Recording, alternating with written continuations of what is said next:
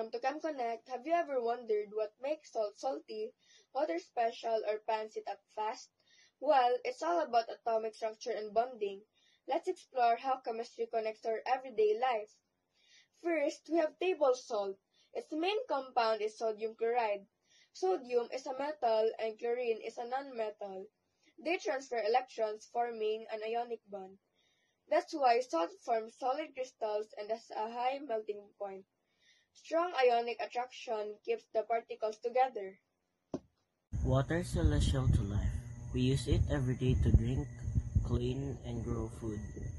It's made up of two elements, hydrogen and oxygen. Water covers most of the earth and makes up most of our bodies. That's why we should always save it and protect it, because water is life.